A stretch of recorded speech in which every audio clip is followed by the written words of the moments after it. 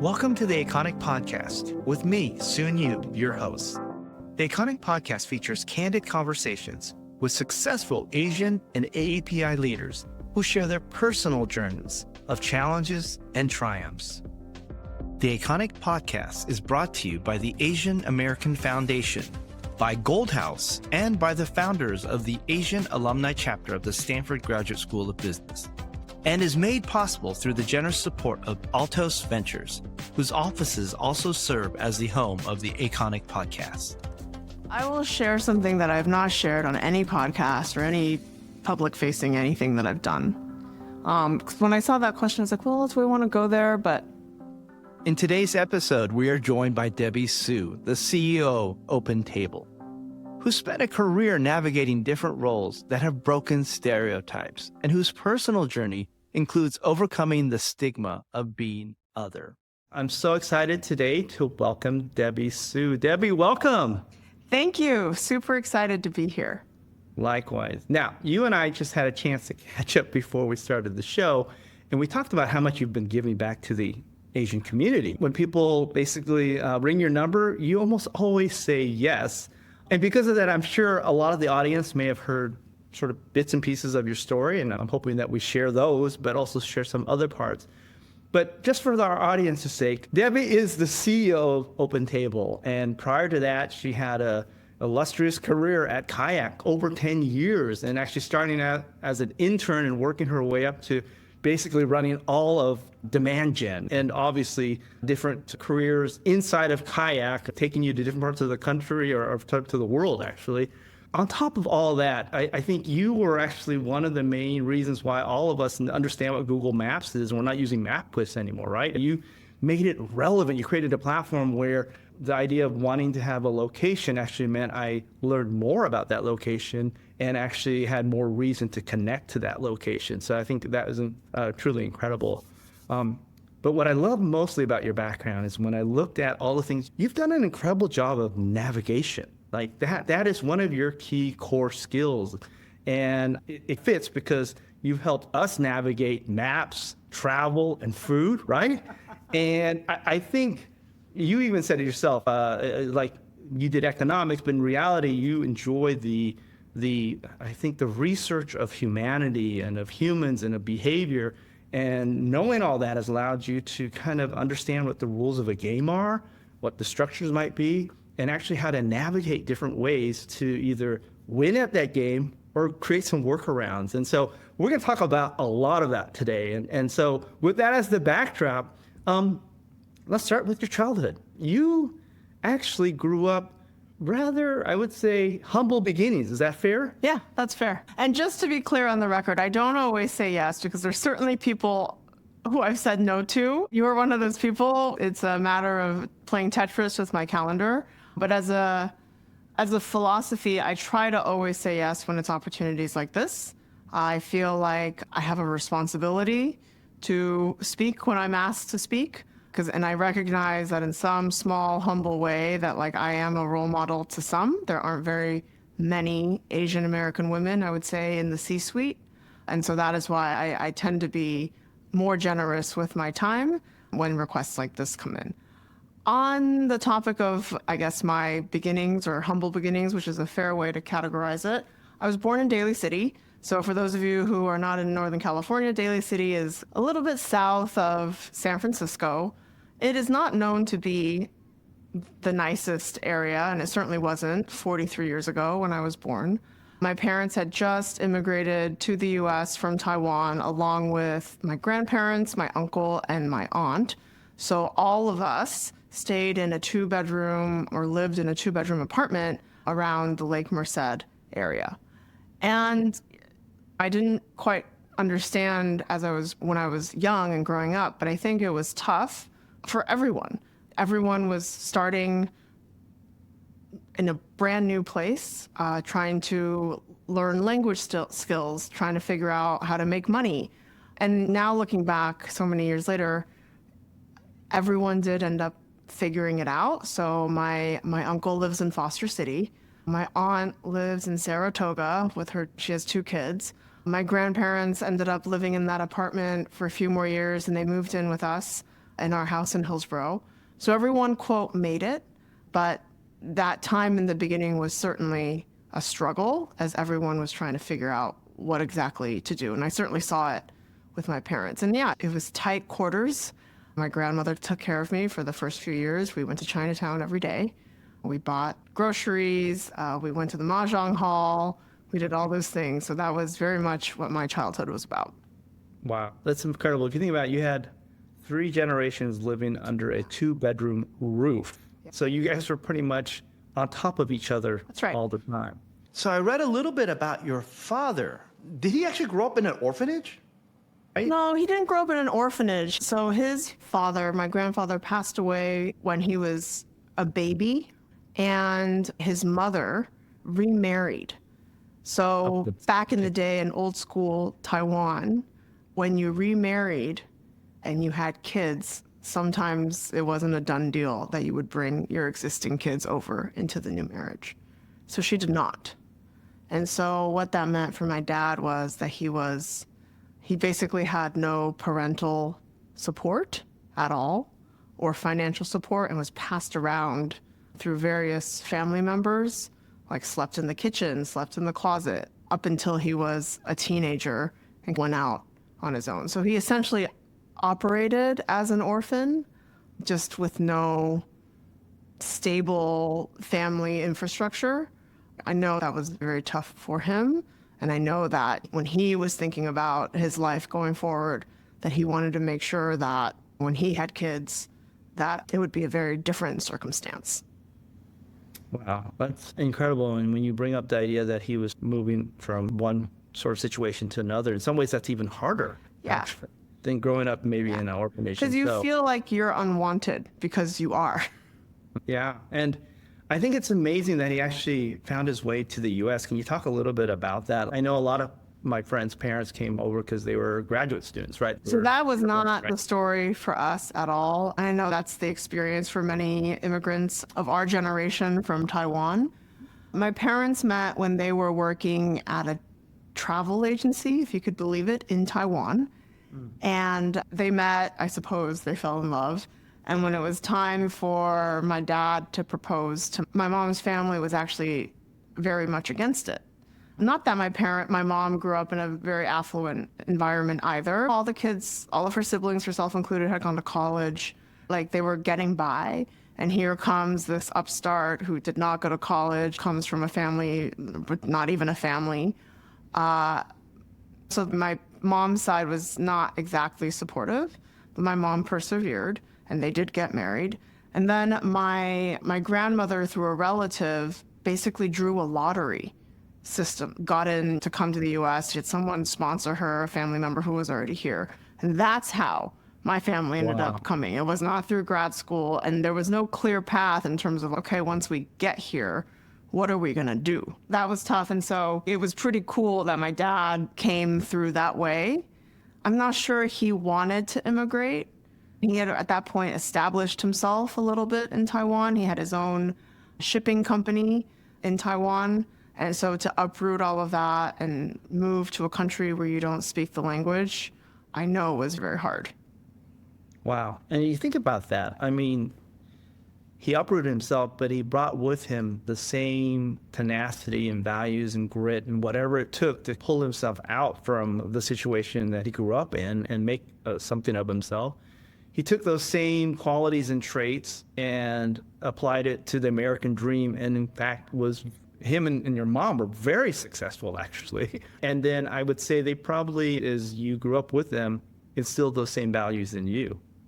That's right. I'm the only child, and growing up, they were working all of the time. So my dad, while he was looking for work when we first got here, saw a listing in the Chinese newspaper, the World Journal, for auditions for a tour guide. So back in the 80s, there were swaths of Taiwanese tourists coming to the US, busloads, and they needed people who could speak Chinese, Mandarin, and introduce the sites of not just San Francisco, but take them to Disneyland and the Rocky Mountains and all of those things. And so he auditioned and he got the job. So he was gone a lot of the time for my first 2 years of life. And that's how we really made our money. And then 2 years in, I think, he decided that he was going to go out and try this on his own. He and my mom started a travel agency.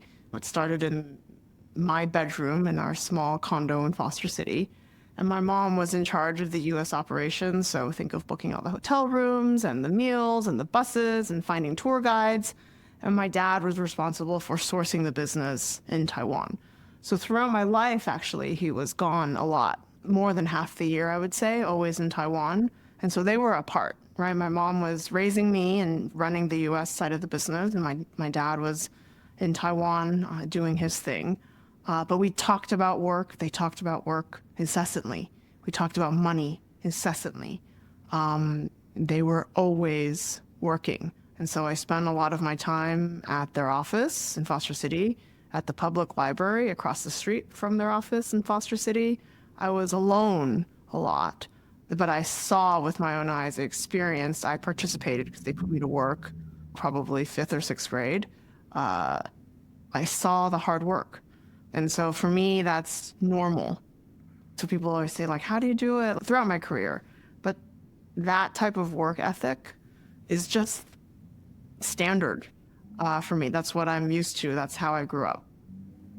I can imagine that, yeah, you saw them work pretty much 7 days a week and work at home because the office was the home. But you also mentioned, I think, that the idea of feeling alone, right? Mm-hmm. And how did that sort of, this idea of working hard but also feeling alone, how did that sort of influence how you think about, like, when you're raising your family now? So I have 2 boys. I have a 5-year-old Steven and a 2-year-old Theo. And my husband comes from a family of 5, so he's one of 5. And we talk about, but he, even as one of 5, he felt very alone. He was the only boy, right, with a sea of sisters, and he grew up in Buffalo, and from my understanding, it was quite chaotic. And so I think he also felt very lonely, even though he was surrounded by people. And so we've made a very concerted effort to make sure that our boys don't feel that.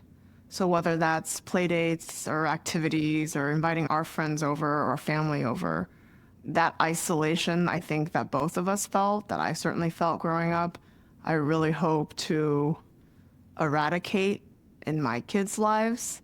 And I struggle with that too, because had I not grown up that way, would I be the way that I am now? Mm-hmm. Don't know. But I don't know if I would call it a necessarily very happy childhood. For me, I want my kids to have a very happy childhood. My wife and I have these conversations all the time where we want him to be happy, but are we enabling him not to have the skills to deal with difficulty? And that is a challenge. And obviously you were given all the skills to deal with difficulty because that's all you experience every single day in your family experience. And I grew up in a similar way, and I had hardworking parents. I remember when we immigrated over. My dad was a graduate student, but he did gardening on the weekends for a lot of his professors and for other people. My mom washed their toilets. And I remember distinctly my mom being pregnant with my sister and still washing toilets, right? And that's a memory that will never leave. But also growing up Asian, I think there's some things that you and I can probably identify with. There's hardworking parents. There's a sense of sometimes feeling alone, but there's also this sense of a lot of demands because their expectations on us are similar to the way they attacked difficulty in life, and they expect no less from us. Can you talk a little bit about that? Because I can see your head nodding. So I'm sharing. There was a ton of pressure. And even if you ask them now, like my mom, like, what do you mean? We didn't pressure you. I mean, it was so, right, like my dad, coming from the background that he came from, has, understandably so, a huge chip on his shoulder. Even to this day, while he's in his 70s, right? Like if he thinks someone's disrespecting him at a restaurant, like when I go back to Taipei, you know, there's 18 restaurants we can't eat at because someone, you know, like it's at that level. Right. But you know, in Chinese, it's this phrase like he's scared of people look down on him, right? Yeah. And so for me, I'm his ultimate trump card. So yeah, he might not have gone to college, but his daughter went to Stanford. And you can continue to extrapolate that out for various things. And it's to the point where sometimes, even as an adult now, I don't know where his dreams end and mine begin for me. And I think it's so ingrained in me that they have become one and the same, which is okay. But I struggle with this, like this chip that he understandably has, that he has most certainly passed on to me. And, you know, it's been a driving force in my life. So, like, without the chip, would I have gone as hard as I have gone? I don't know. But in some ways, it's a burden, the chip. And so I think about whether or not I want to pass that, because it is passed through generations, if I want to pass that to my own kids. Yeah, we'll come back to that. I think this idea of the chip is very important, and the idea of motivation. And I've heard you talk on other podcasts, great podcasts, by the way, that you've been on. And you talk about the idea of early on, the chip was the motivator, but as you've navigated your career in life, it's become less so, I think, and learned other winning formulas, so to speak, and other forms of motivation. But I actually want to go back to the origins of the chip. Part of it is probably something we inherit, no question, right? Part of it is the experience we had growing up being other, right? Different. Being embarrassed about our parents speaking some strange language and our friends looking at us like we didn't belong. And talk a little bit about how that kind of fed your chip. I went to public school up until 6th grade in Foster City, which is a suburb south of San Francisco. And Foster City is now very predominantly Asian. It was not 35 or 40 years ago. That's right. They have a Ranch 99. Yeah, there's a Ranch. You know, if there's a Ranch 99 there, there's a good chance that there's a lot of Asians there. But it wasn't like that when I was growing up. And so things like, when my mom would speak Chinese to me at the grocery store or at school, I was mortified. Or when I brought lunch, that was not a sandwich, but it was rice and some form of stir fry or shredded pork, dried shredded pork. It was really deeply embarrassing. And so there was that piece, but there was also because the piece where they were working all the time. She was always late. She was always late picking me up. And I would wait outside school. And there was one time I saw other kids getting picked up by their mom, and it was like a group of friends, and they were white kids. And there was the minivan, and they're like, oh, we're going to go see a movie after school. Like, which movie do you want to see? And I remember feeling like my world had blown up, as if it were possible to go see a movie on a weekday after school with friends. There was definitely that sense of being the other, the language, the food, just the fact that there weren't that many of us in the classroom. And of course, getting taunted at school, you know, the typical playground, heartbreaking things. And then when I went to private school starting in 6th grade because my mom, bless her heart, for someone who didn't know how to navigate, she did navigate and advocate for me. She felt very strongly that I wasn't getting enough homework. So she would go talk to my teachers about that. She found out about a gifted, and talented program in the public school program. I had not been asked to get tested. She insisted that I get tested for it, and I got in. She did all those things for me, and that must have been hard because, the language and not knowing the system. And then she heard about the school for gifted and talented kids called Nueva, which is in Hillsborough here in the peninsula. She was like, you need to go test for that. So I did, and then I got in. And she called the school to make sure that it wasn't a mistake. That's how being other, That's or the right. perpetual foreigner impacts us. Sometimes it can't happen. It can't be true. It can't be true. Yeah, it can't be right. The school that never lets anyone in, my daughter got in, something must have happened. Right. There must be a clerical That's right. error. That's right. That's right. It was much more than being able to go to a movie on a weekday. This is so. Let's talk about this idea of both the chip, but actually, I want to pause for a second and just say, wow, moms, dads, them working so hard. We just got to appreciate that. Yeah. No matter how hard they were on us as we grew up, and how sometimes instilling those values probably wasn't easy for them. It's amazing what they've done to help us. That's right. And I can't even talk about my mom without crying. I can't even imagine for my own kids doing it in a foreign language, trying to advocate for them, trying to get teachers to see something in your kid that they might not see, but that you see, and to do it while she was trying to run a business by herself, right? Because my dad was gone that just must have been a Herculean undertaking. So yeah, like deep, deep love You're for making my me mom. tear up a little too, because when you talk about the idea of my mom didn't know any English, and I remember and scrubbing toilets while she's pregnant. and we would go to the public library together and check out the same books when I was in second and third grade, and we'd teach each other kind of. And she was a principal back in Taiwan, and here she was trying to do first or second grade English by herself, no one teaching her, and learning with her little first grader. And that's just amazing what they did to make it, right? That's right. During the height of the Asian hate crimes, I was left with a sense of disbelief and anger. These feelings prompted me to write a Forbes article titled, "Who Owns the AAPI Brand?" It's clear that branding such a diverse community is difficult.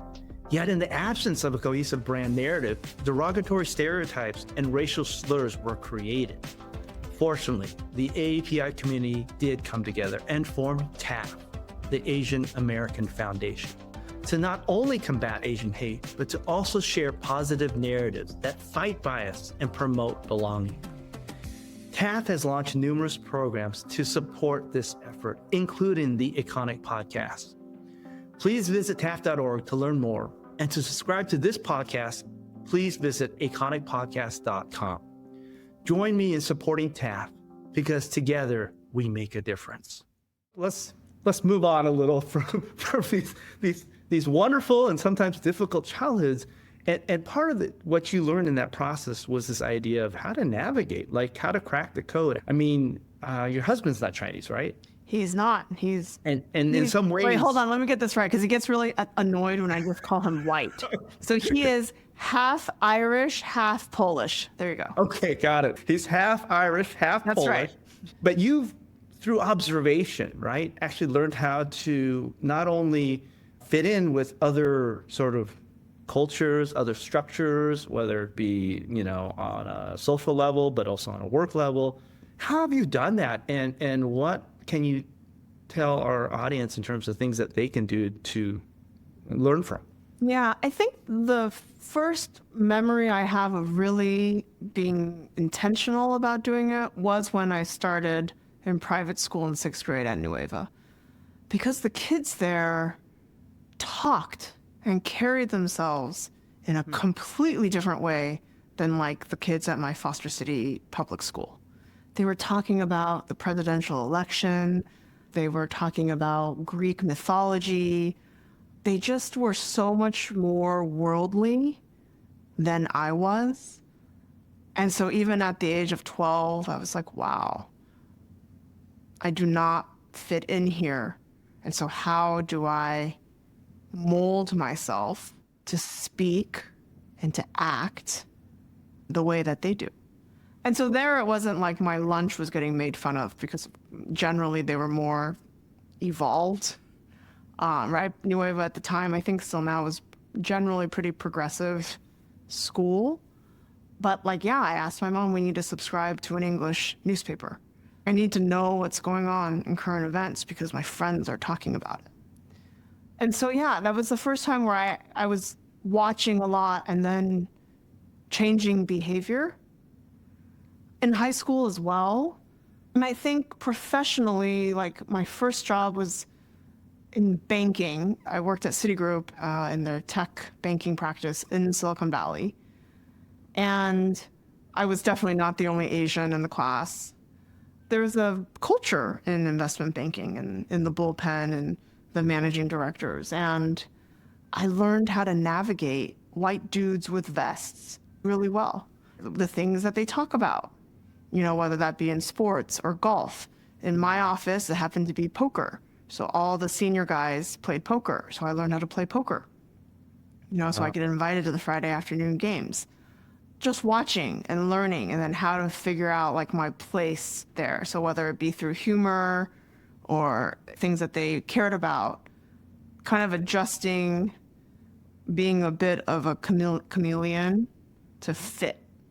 And so I think that has been something that's, I guess, unique to me, because I generally can do that fairly quickly.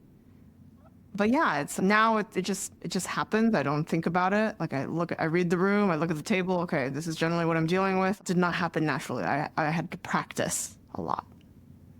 Couple things I take away from this. One is the idea that you actually recognize there was a gap between where you were and where maybe others were and maybe where you wanted to be. Are we good at self-assessment to begin with, right? And the second thing is this idea of observation skills, right? And observing not just the obvious, but the subtle, right? The mannerisms, the way people talk, but probably underneath the way they talk, why they talk the way they talk, and what they might be what they actually care about. By the way, I actually think those skills probably help you in poker because good poker players are good at reading the situation, the environment, and the people they're playing with. And so those observation skills probably are very useful. And you talk about how this allowed you to then adjust to basically any environment. And I know this idea of being a chameleon, it's kind of a little bit controversial because that same, is this a it's code switching. Yeah. And the balance of being a chameleon versus this idea of being authentic. And I know actually later on in your life, this idea of being a chameleon was a skill set, but it wasn't who you necessarily are all the time. And I think you're probably more circumstantial about it. But I think you talked a little bit about the idea that you actually became louder about being Asian. You became more pronounced about who you are, what you're about, being both transparent and direct and all this. Talk a little bit about sort of this transition of learning the skill, but then also becoming who you are and being comfortable in your own skin. It is code switching, but I do it in a way that it remains authentic to who I am. I would say when I was at Kayak, I think Kayak provided me a culture and an environment where I was comfortable doing this. I happened to stumble upon a company and culture where like who I was very much embraced, right? Kayak's DNA in the early days was, fail fast, fail often, test, a little bit cowboy, super irreverent, but like we care about results. Let's move quickly. Let's not be too precious. Generally, I would say that's the ethos. And I have been called, and I fully attest that I can be a bull in the china shop, or I can have some sharp elbows in my quest to move quickly. I'm impatient, right? I'm very results oriented. So when I think things are going slowly for a silly reason, I can be quite vocal about it. And so I felt like at Kayak, how I naturally was very well accepted and appreciated.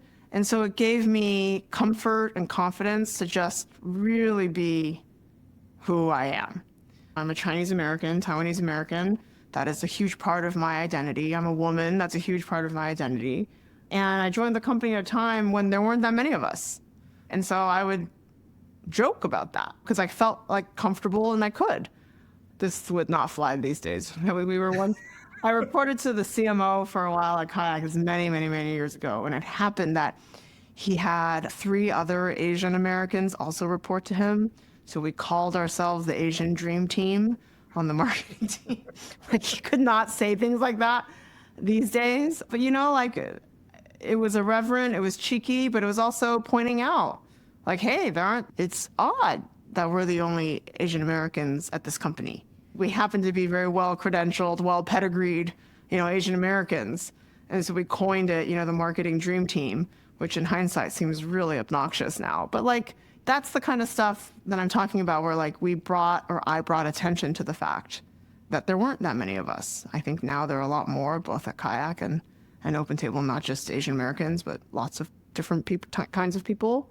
But I built my confidence that way. And so I was very comfortable expressing parts of my identity that I normally probably would have kept more under wraps while I was at Google or when I was a banker. It's interesting. You grew up, and I share this with you, being somewhat embarrassed about our Asianness, right? Being somewhat embarrassed about being a little bit of the other. And as you've grown up and as you've been successful in your career, you've embraced it actually, right? And it's actually become part of who you are and a big part of who you are. And I think there's a lot of power in embracing what makes us different because no one else owns it. We're not like anyone else. Yeah. I mean, I remember I used to just be obnoxious and you'd have breakfast at Kayak's office. We'd always be running up spoons. So I'd eat yogurt with chopsticks. And people would be like, what? I'm like, what? I'm on brand. Like, this is a very efficient way of eating. Chinese knew what they were doing when they came out. Right? But like, yeah. It's kind of like eating porridge with chopsticks, Yeah. right? It takes a certain skill. Yeah, that's right. That's right. That's amazing. That is truly amazing. Now, look, you had an amazing career. I guess you were an iBanker and decided that's not for you. And I get it because I was a consultant, decided that's not for me. And you went into, I think, the product arena and you did very well there. And eventually you got into general management and then you got exposure to more than the US. It's called global. All those skills sort of helped you as you ascended into this C-suite role. Talk a little bit about the journey to get to the C-suite role and the idea of what did you have to learn in terms of mannerisms and a code that allowed you to crack one of the hardest things that often has we as Asians here in our performance reviews, which is we need to show more executive presence. What the hell is that? Yeah, I had to learn maybe 6-7 years ago that what got me to the skill set and the host of behaviors that got me to a VP were not necessarily going to be the same things that were going to get me to the C-suite.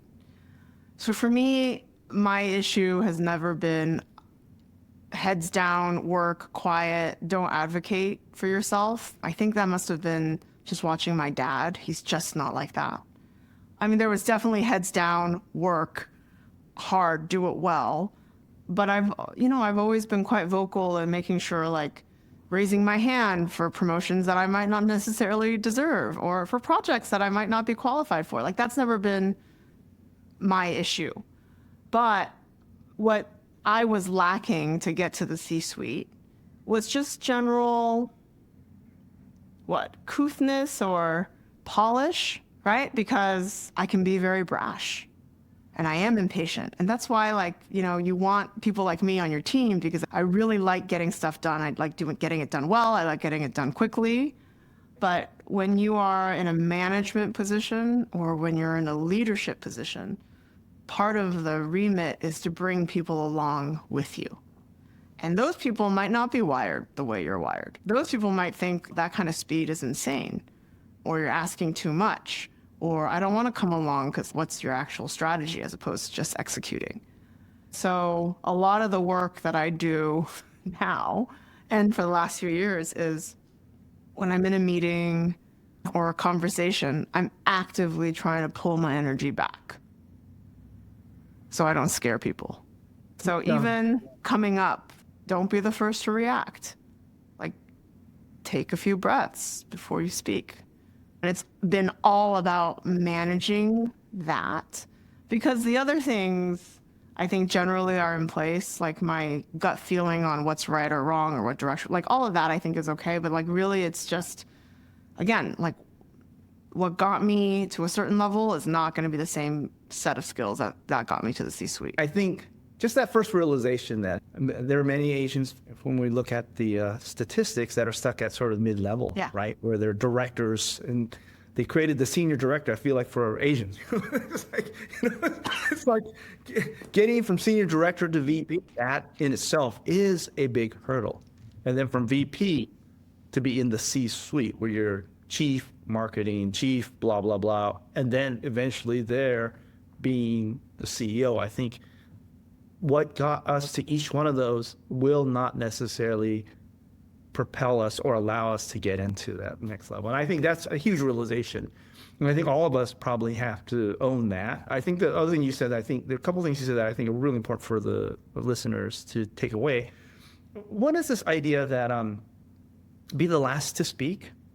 There's power in that. And the great leaders actually understand that they have two ways to get things done. And one is through authority, and that's the crack the whip part. And the other is through influence. And influence often comes through the idea that you're a good listener, right? People feel valued, they feel engaged.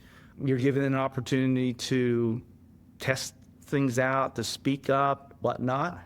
And by the fact that you are the last to speak, there's power in that too, right? And so I feel like that's a very powerful takeaway, is this idea that are you asking great questions and are you the last to speak. And the last thing I think that you also said that I thought was really important is this idea of sort of this idea of polish. And maybe one way to think about it is that when you are at the higher position, you represent more than yourself. Yeah. And you just have to be cognizant of the idea that what I say and do matters. And some of that can get what I want done, but is it also, how does it impact all the other people I represent? And am I just being sensitive to that? And I think that's that degree of polish that needs to be learned. You can learn it. You can practice. This is one of those things you can practice. And I would say the same thing about raising your hand and advocating for yourself. You can learn that too. So often we think of things like, oh, you're born with that. Like that just comes naturally. And so many things are not like that. It is nurtured and worked at to perfect. You know, I oftentimes get asked by people, okay, so how do I speak up more? And I would always say maybe a baby step is to, when somebody at the end of a meeting or a town hall or wherever it might be says, are there any questions? Always have one. Mm-hmm. You're speaking up is just asking a good question, right? And if you can learn how to ask a good question, trust me, you'll get a lot of credit for all the answers that are being generated without having to necessarily have the answers yourself or have to stand up for 5 or 10 minutes and be eloquent. If you just ask a good question as a baby step, that will already get you noticed. So that's something that I think we can all learn. But you're right, it takes practice. On the Aconic Podcast, we really celebrate the idea of the hero's journey. And fortunately for us, one of our partner organizations is at the forefront of celebrating our great heroes and their stories. And that organization we work with is Gold House. Gold House is a cultural ecosystem that unites, invests, and champions Asian Pacific leaders to power tomorrow for all of us. To learn more, please visit goldhouse.org. Now, I have been studying you the last few days, and it's been amazing. You have so many deep insights. And what I'm most curious about, though, is I'm sure a lot of these came through the School of Hard Knocks. Things that things that you probably did wrong and said, okay, I better try a different way.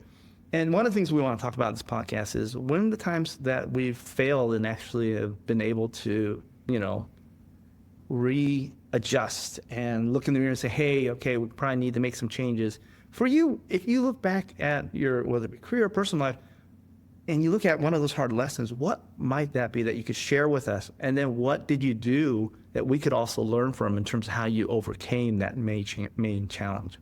Yeah, so I will share something that I've not shared on any podcast or any public-facing anything that I've done.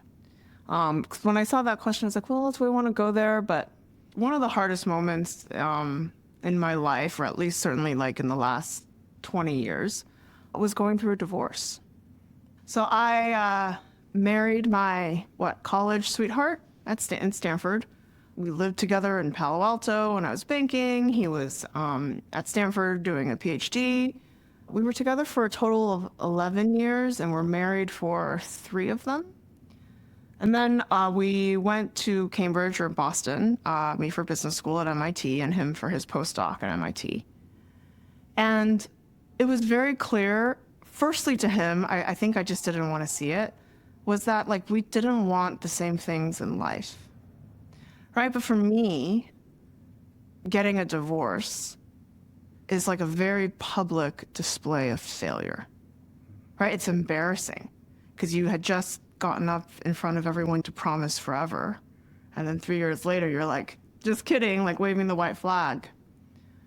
And so for me, I couldn't even see that this was not the right match. You grit through, right? Think about all the lessons we just talked about. Right. You figure it out. You make it work, even if you're unhappy. And thankfully, he pulled the ripcord 3 years in and was like, this is just not what I want. And it was profoundly heartbreaking because I couldn't even see myself in that to see, oh, that's actually not what I want. This life is not what I want either.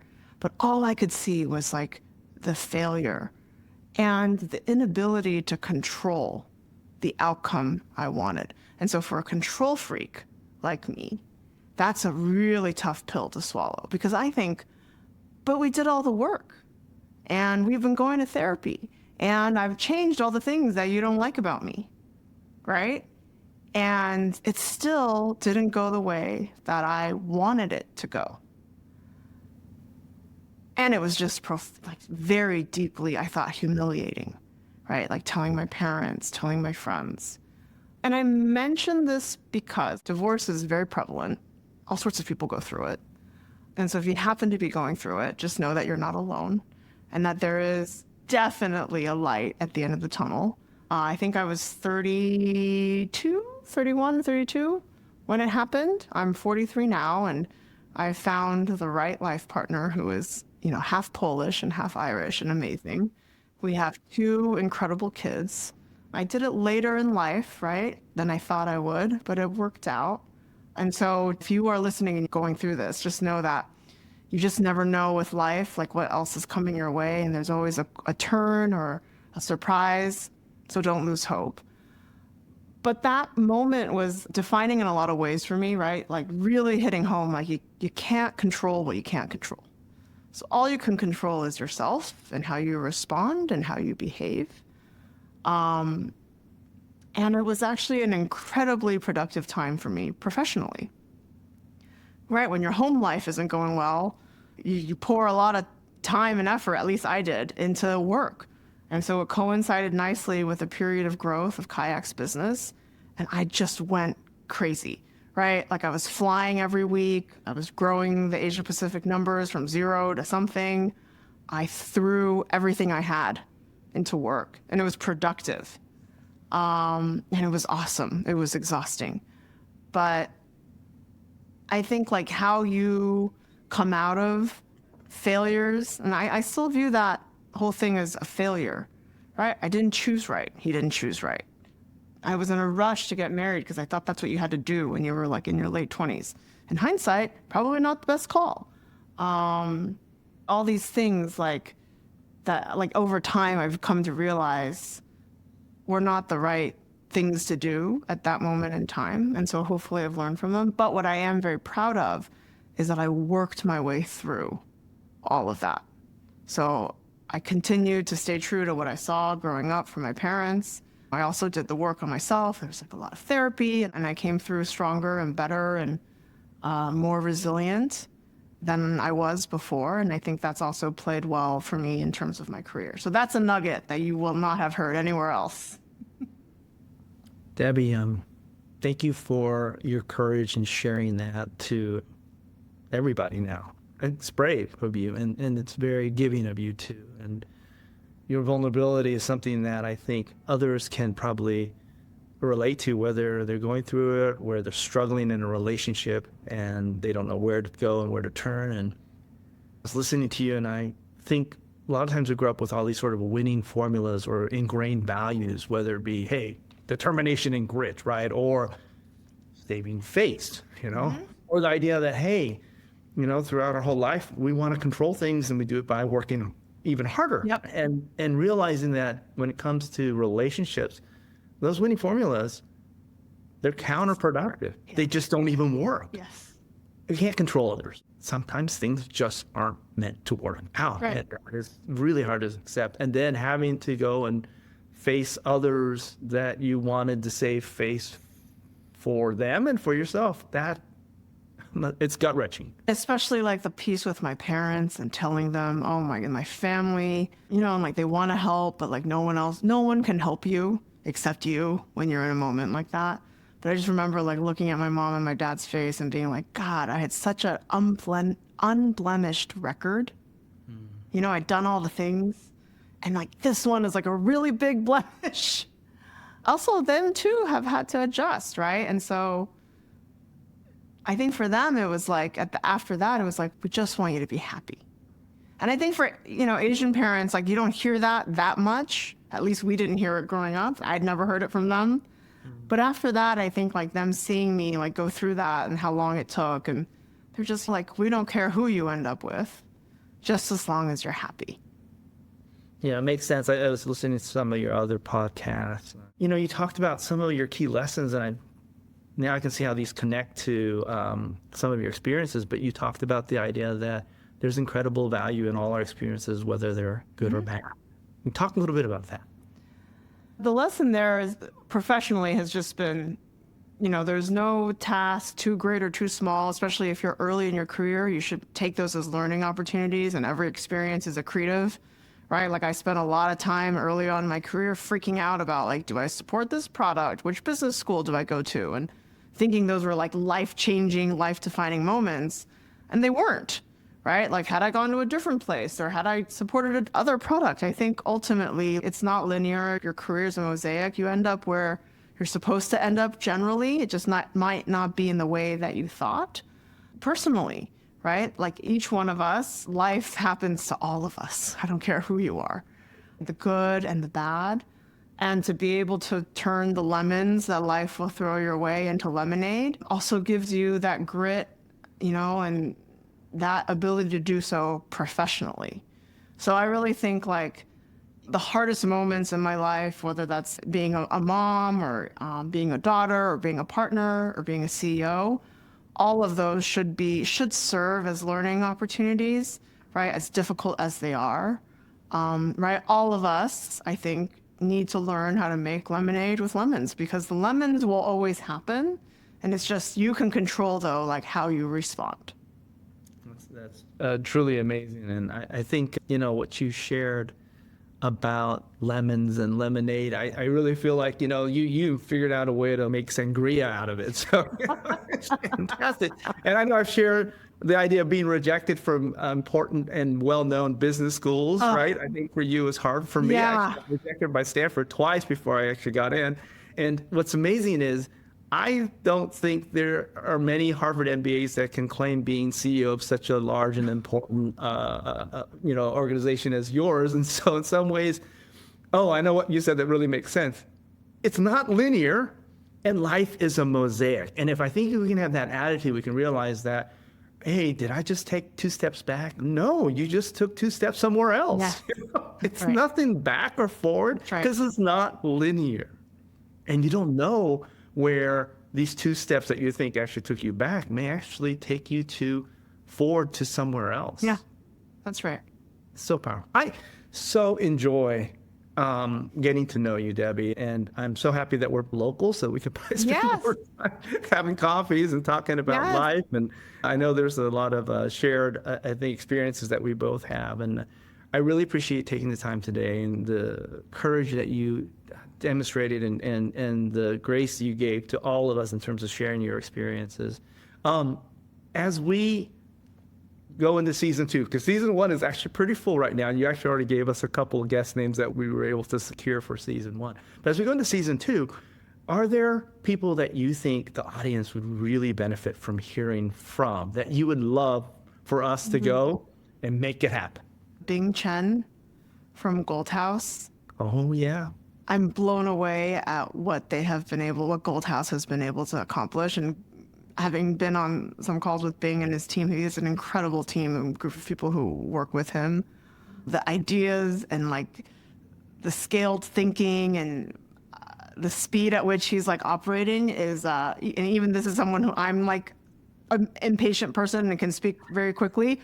I'm like, whoa. So I think he could be really fun, and just him walking through what it's been like, the idea or impetus behind Gold House. Another one could be Evan Lowe, who is currently running for Congress. And he's just fun and smart and engaging. And I think he'd be a great voice to represent California and Silicon Valley. I've given you names on the business side already. What's fun is that there are a lot more of us now. Tim Chen of NerdWallet. When I became CEO of OpenTable, and he and I were acquaintances, I would say, not friends, but he did an amazing thing. He reached out, congratulated me, and he wrote me a very long and thoughtful email about the trials and tribulations and do's and don'ts of the C-suite and being CEO in particular. And well, I'm hoping he'll share that on the podcast. Yeah, if you could get him on and share some of those, I look back to that email yearly at least to be like, and he's been right on the money. It was a very thoughtful email. So I think he could be a very fun and great guest. We have Bing, Evan, and Tim. So we got more names for season 2, and we're excited about that. Debbie, thank you so much for your time today. I really enjoyed our conversation, and I'm sure our audience is really going to enjoy this episode. It's great to be here. Thank you, Soon. Thank you. Listen to all episodes of Aconic on aconicpodcast.com. You can also catch new episodes on Apple, Spotify, or wherever you get your podcasts.